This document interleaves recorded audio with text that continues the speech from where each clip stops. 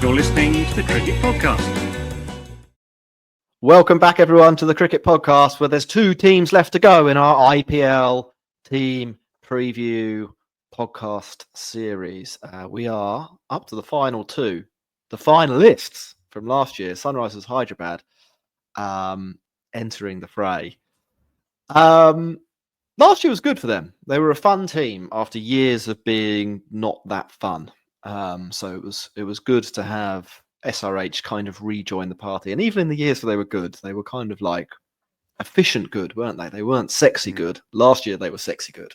And yeah, they're like a Mourinho 1-0 winning machine, weren't they? They were just Yeah. like, this is what we do. This is how T20's played. This is what we're going to get out of them. But yeah, they got Travis Head in and they've gone ballistic. Yes, and it's a good thing. Vittori's the coach. Cummins is the captain. We were suspicious about that move last year, but probably say it was vindicated from an SRH point of view. I believe, fellas, they're going with the same kit as the year before. If it's not broke, don't fix it, you know? No kit update. Ross is wearing it now. Look out. It is ridiculous. I kind of feel like I'm a Flintstone. It's an excellent kit. I've got so much time for it. I absolutely love it. Cool. Let's talk some strengths. I think it's fair to say they've got a lot of strengths. They were a pretty good team last year, and if anything, they've managed to improve themselves. The backbone of the batting is made up of the same players who collectively hit 250 or more 3 times last year in the IPL. I mean, that is bonkers. We're talking Head, Abhishek, Klaasen, like those. They're legends of the T20 game. Already probably legends of the T20 game, and we get to see them go again. That's going to be fun. And I think they possibly have made an improvement as well. Last year, Rahul Tripathi and Mayank Agarwal got some game time, and neither of them were up to much. They're going to be replaced by Ishan Kishan, which I think is an upgrade.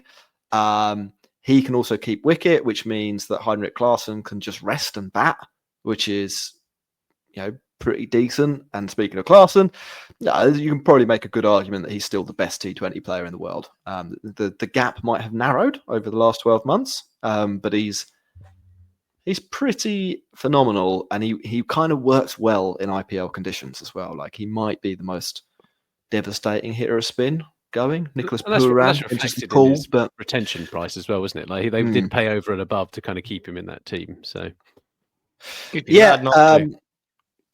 I think another player that they brought in, Abhinav Manohar, I think he's an upgrade on Abdul Samad or Shabazz Ahmed, who they were kind of using in that role. So basically what I'm saying is the batting was really good. Like, it was phenomenal. They've added 2 players to that batting, and they're both upgrades, which I think might help them in the games where, like, the bomb squads don't quite go off. In the final, if we remember, they kind of got skittled, didn't they? They lost early wickets, and I think that maybe happened in another game as well. They've lengthened what they can do, and they probably brought in some guys that are capable of dealing with adverse conditions. I don't think Ishan Kishan is a blocker by any stretch, but I would rather have him batting in a difficult power play than Rahul Tripathi. Anyone want to chime in on the strengths point? But the explosive nature of their team is pretty spectacular, and you kind of saying, well, is Klaasen the best T20 batter in the world? I mean, there's a good argument to say that Travis Head is in that thing, and they're in the same team. Yeah, like they're in the same team, and that is what is a scary proposition here. I do think that they've the bowling wise for me, from a strengths perspective, I think that Shami is a decent pickup. I think Shami's had a good couple of years. Obviously, again, a little bit injury prone. So, I mean, you had a choice of keeping Bhuvi or go for Shami, and they've gone for a kind of a new bowler in that space. And I think they were even bidding on trying to get Bhuvi back, weren't they, in the auction? But Jack, or Max, are they actually going to be able to get out just as good of a bowling lineup as they did last year? I've got no doubt the batting is better. I'm not sure the bowling is much better. I think it's pretty good. Small concern in terms of, well, I've got my main concern bowling wise. I suppose you've got. I mean, Pat Cummins is the captain, so quite rightly, Adam Zampa should play, right? Because he's the best leg spinner in the side. Klaassen, Head, Cummins, obviously the other overseas players. And then, so the 2 leg spinners, is that ideal? Would you use Zampa with Googlies as sort of as your left-hand matchup bowler, or is Travis Head going to be used quite a bit as a left-hander matchup bowler? So that's my main Abhishek concern. bowls a little bit, doesn't he? Yeah, again, left arm off spin, isn't it? So again, to the left-hander, not ideal. So in terms of matchups, I think they might be missing a trick there. Although I reckon Adam Zampa probably can do that job to left-handers. But then the other thing is just how it all fits in terms of the 11. So I'm interested to hear what you've got down as your 11, Jack, because I feel like this is a side that's going to need to use the impact sub heavily. Can I just say, on the Zampa, I do think they're going to go with 2 leg spinners. And Max, I think you're right. If you look at Zampa's stats for left-handers, he averages the exact same against lefties as he does against right-handers.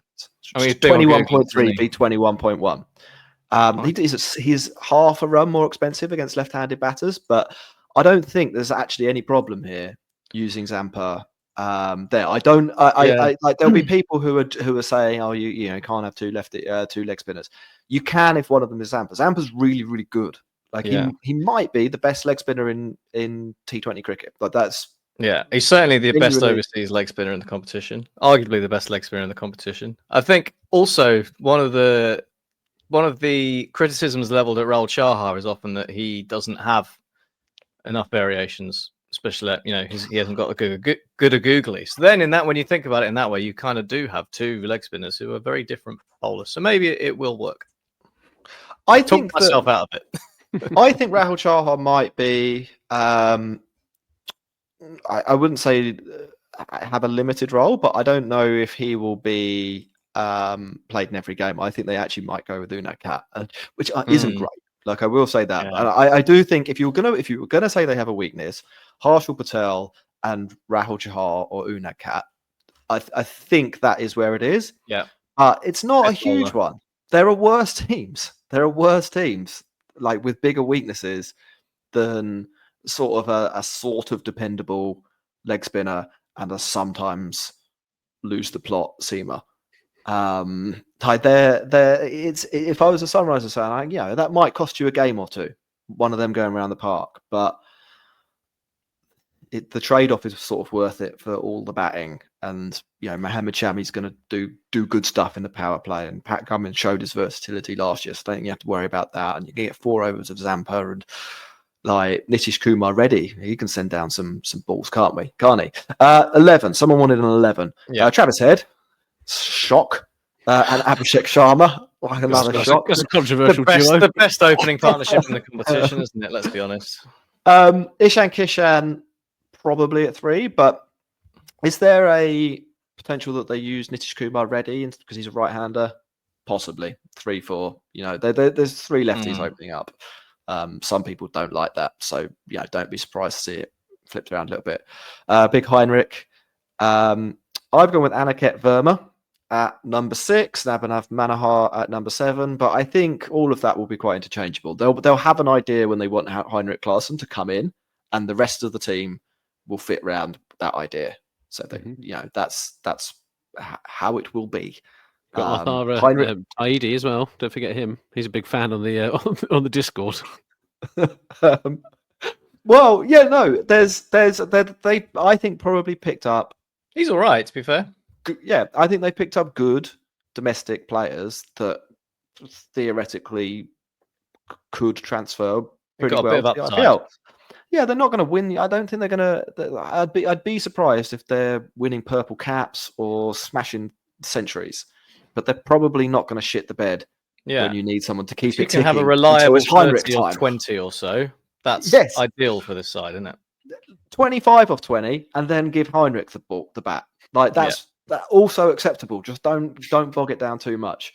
Where were we? Pat Cummins, Harshal Patel, Rahul Chahar, Unad, Mohammad Shami, and then I think Zampa and Heinrich will probably do half each. That's They've got Vian Mulder, who's come in and replaced Bryden Cast, haven't they? So maybe he'll have a bit part role on the sidelines as the overseas. So, but unlikely to play lots of games, I can imagine. Yeah. Would anyone play anyone else?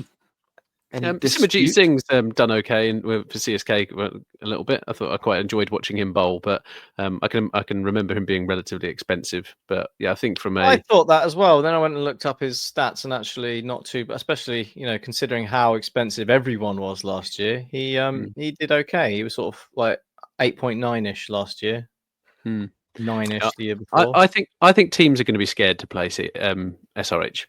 I And would that fear factor, like they go onto the pitch and actually you're already kind of ahead, right? And I think in this case it is such a daunting lineup, but I still think there's a little bit of jeopardy in this team, but there's just less jeopardy than the others.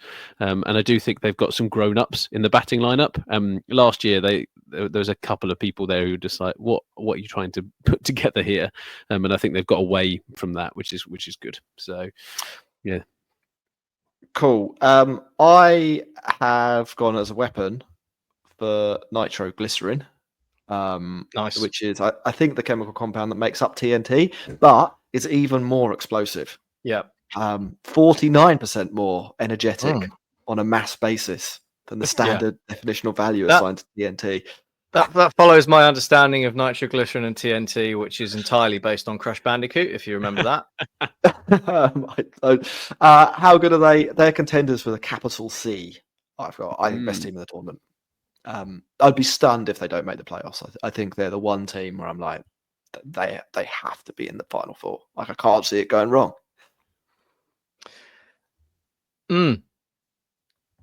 Yeah, Okay, a couple of injuries maybe. I'm just trying to think of ways it could go wrong. If all of their best players get injured, perhaps. You need the bus to flip over. Like, it's Mohammed Shami's new hair falls out again, and everyone that's gets spooked. A potential. Okay, we're big buyers. If we're big buyers of the Sunrisers Hyderabad this season. Stonks to the moon. Cool. Should we take a break? Then we'll come back and talk about last year's Championes. Let's do it. Kolkata Knight Riders. Carmen.